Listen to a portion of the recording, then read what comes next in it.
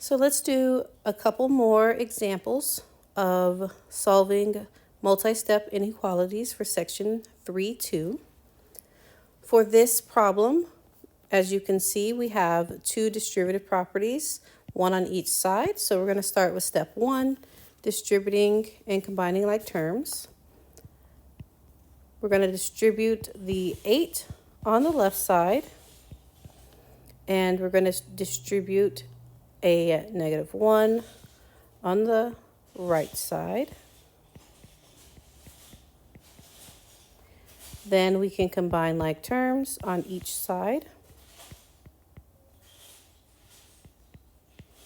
And now we can move on to step 2, which is to add or subtract to isolate our variable, having our variable term on one side and our constant term on the other side.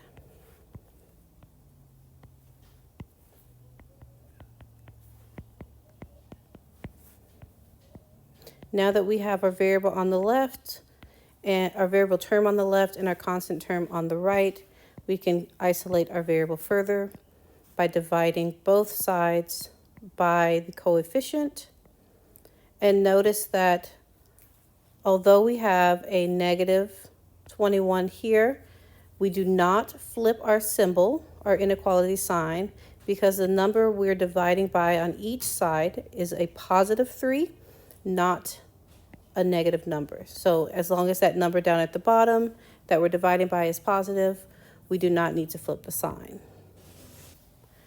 This next problem is on a rental company. They have two plans for renting a car, and we want to choose a plan. It says that plan A charges $27 per day and 19 cents per mile, and plan B charges $51 per day with free unlimited mileage. It asks us how many miles must one drive in order to justify choosing plan B. So we want plan B to be the cheaper of the 2 miles. Well, we want to start with identifying our unknown, which in this case we get from the question, how many miles must one drive? Well, that's going to be our unknown. So we're going to say let M for miles be the number of miles driven.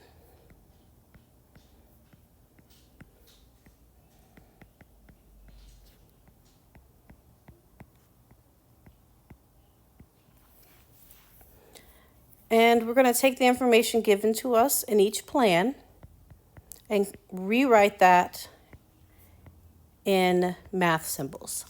So plan A is $27 per day and or plus the 19 cents per mile.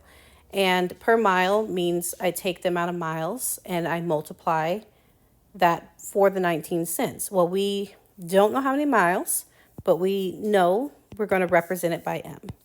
So we have 19 cents per mile.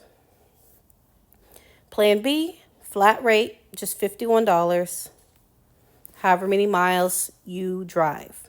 So we know if I'm only going to drive 5 miles, well, plan A is going to be the better deal. But we want to justify plan B. So we want to drive enough miles in this car so that plan B is the better deal.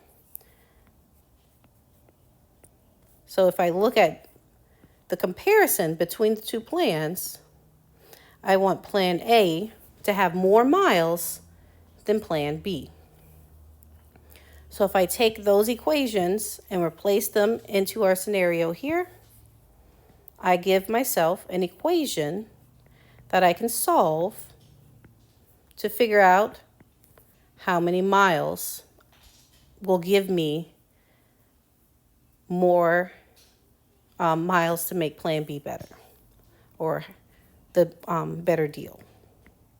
So I'm going to go ahead and start, as you can see, by putting my variable term and my constant terms on separate sides of the inequality.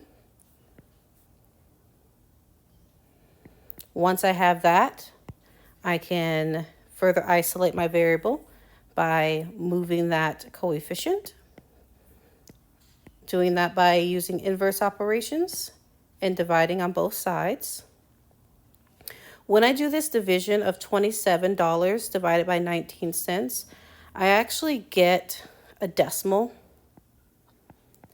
However, when we think about the context of the problem and we're looking at M representing mileage, on the odometer of a car, mileage typically is written in whole numbers or at least a tenth of a mile. Newer cars are mostly whole numbers. And so we actually don't need the decimal part. We're just going to round it. And in this case, this would just round to 126. And so if I drive more than, because we have this sign here, if I drive more than 126 miles, plan B is actually going to be the better deal. And so then I can go ahead and answer this question and say that plan B is the better deal when I drive more than 126 miles.